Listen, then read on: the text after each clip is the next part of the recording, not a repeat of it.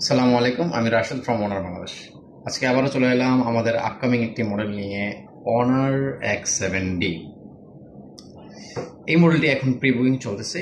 এই মডেলটির স্পেশালিটি যদি আমি বলি, এইটাতে আপনি পাচ্ছেন ডুয়াল সেলসের ম্যাসিভ একটি ব্যাটারি 6500 mAh এর, যার ধরুন আপনি চার্জ ব্যাকআপ 2 দিনের মতো অনায়াসে চার্জ ব্যাকআপ পাবেন।